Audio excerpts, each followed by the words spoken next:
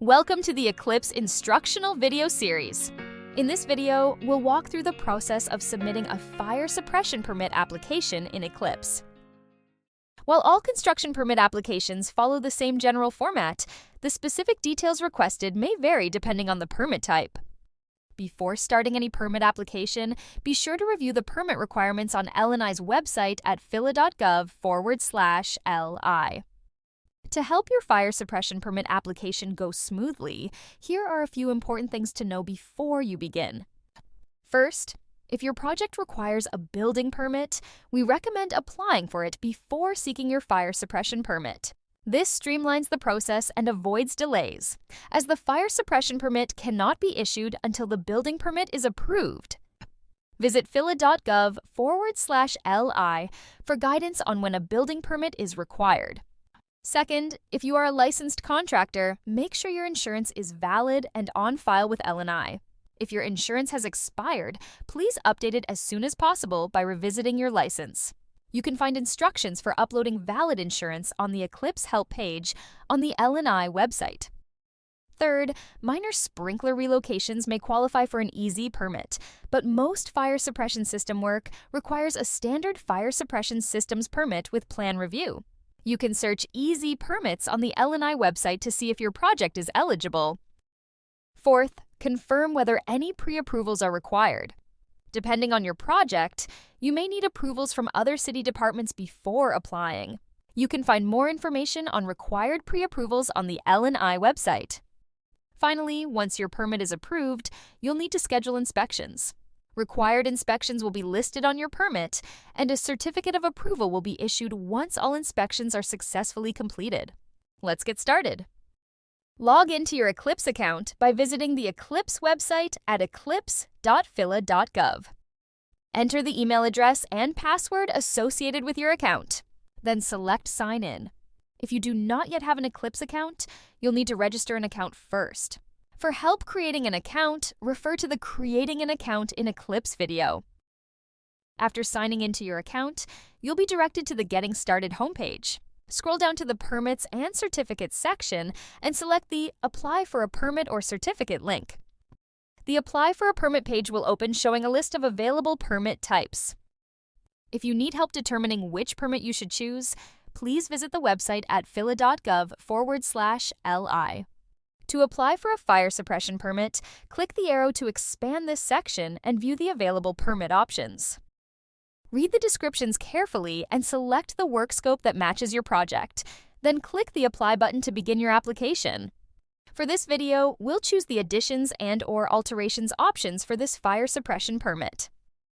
The permit application screen will now appear. For help with your permit, click on the Eclipse Help link for instructional videos and guides. Or click the link to the Get a Fire Suppression Permit page on the website for a list of requirements for this application. Be sure to fill out all fields marked with a red asterisk or star, as these are required. Fields without an asterisk are optional and may not apply to your project. Let's begin completing the application information. Identify your relationship to this permit. Most applicants are either property owners or professional tradespersons, such as design professionals, contractors, or expediters. If you select professional tradesperson, an additional field will appear. From there, you can select the appropriate professional or trade license from the pull-down list. This list displays all licenses linked to your account that are eligible to serve as an applicant. If there are no professional or tradesperson options listed in the drop-down, then your account is not associated with the trade license. For more information on applicant types, select the Help icon. For this application, we will select Owner. The type of work will default to the specific work scope that you applied for. If you applied for the wrong type of work, you can select the correct work type from the pull-down list. Please note, if you need a rough-in permit, make sure you submit an application for your full scope of work first. Once your application and plans have been accepted for review, you can submit a separate application for rough-in approval. For more information on rough-in permits, visit the website at phila.gov/li. Next, choose the occupancy type from the options provided. Select one family or two family only if the entire building is used for that purpose. Select Other for all remaining building uses, including condominiums, multifamily residential buildings with 3 or more dwelling units, or any mixed-use building. If Other is selected, describe the occupancy in the space provided. Refer to the Help icon for additional information on occupancy types. Enter a detailed description of the work to be done under this permit. This description helps the department quickly understand the scope of work.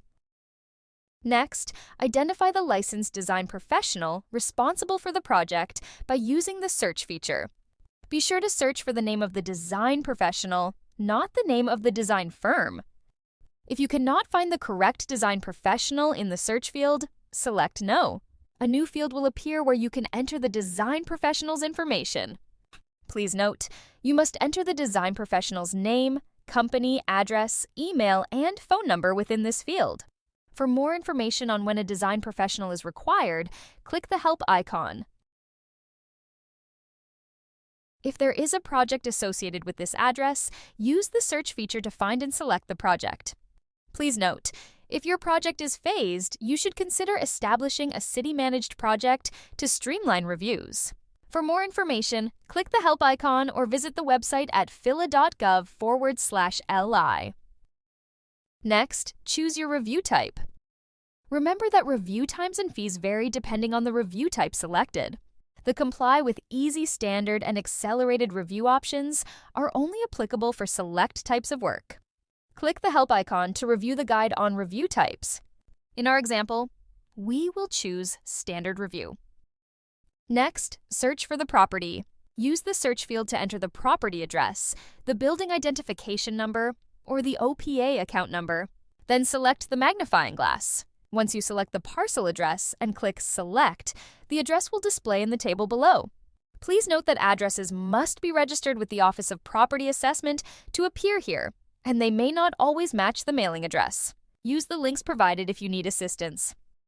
Depending on your application type and characteristics of the property, you may see multiple results, such as several buildings, parcels, or condominium units. Select the specific building, parcel, or unit from the list.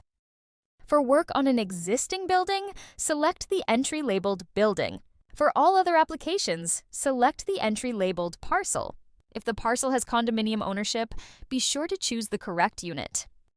Finally, if applicable, use the specific location box to identify the exact location within the structure or on the property where the work will be performed. Select the next button to continue. A unique permit application number will now be automatically generated for you. This number, along with the type of application you selected and the current status of your application, will remain visible at the top of the screen throughout the process. You can exit your application at any time, but be sure to click the Save button at the bottom of the screen so your work is stored as a draft.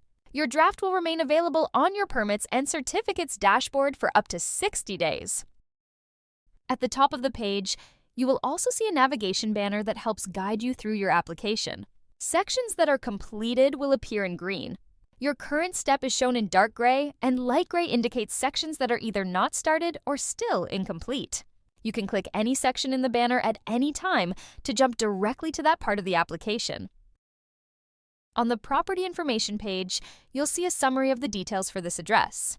If the property has an active violation for unpermitted work or work that exceeded a previous permit, that involves the same type of work as this application, you'll notice a warning box displayed beneath the address. The owner information shown is based on the address selected earlier. If the property owner has changed, simply check the box and enter the updated owner details. You will be prompted to upload proof of sale on a later screen. Please note that this update applies only to the current permit. You may need to provide the corrected owner information again in future permit applications until the city's address database is officially updated. If you need help, click the Help icon to view the owner information guide. In our example, we will not make any changes to the owner information. The project details page is where you enter additional information about the project.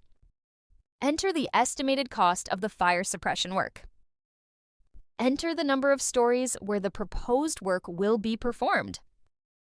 The requirement for special inspections is determined by the building code. To find out whether this applies to your project, refer to the help icon or visit the website at phila.gov/li. If you check this box, the Special Inspection section will appear. Clicking the Add Special Inspection button allows you to select the type of inspection and search for the assigned special inspection agency.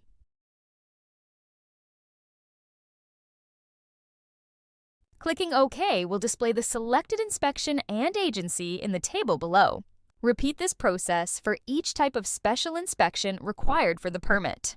If you need to remove a special inspection, select the corresponding box and click the red trash icon. You will also be required to identify the licensed design professional in responsible charge for special inspections. Be sure to search for the name of the design professional and not the name of the design firm. If you can't find the correct design professional in the search, select No. A field will appear where you can enter the design professional's information. Please note you must enter the design professional's name, company, address, email, and phone number in the field provided. In our example, no special inspections are required, so we will leave the box unchecked. Enter the pipe sizes for the applicable fire suppression system and specify whether or not a fire department connection is required by selecting the checkbox. Finally, add all equipment to be included in this application. Select the plus icon in the table and choose the appropriate equipment from the drop-down menu. Be sure to enter quantities for each item you add. Once all equipment has been added, click Next to continue. Certain projects require other permits or approvals as a prerequisite, and these must be obtained before this permit can be issued. These are referred to as related permits. In some cases, you can submit the application without entering the related permit or approval number. However, this may delay or prevent the issuance of your permit. To reduce delays and avoid confusion, it is strongly recommended that you apply for all prerequisite approvals before submitting this permit application. In this example, we will link this permit to a commercial building permit. For additional information on related permits, click the help icon. Next, enter the licensed fire suppression contractor. To find your contractor, enter their name or license number and select them from the list. Searching by license number usually gives the most accurate results. If you are a licensed fire suppression contractor completing this application, your information will appear automatically.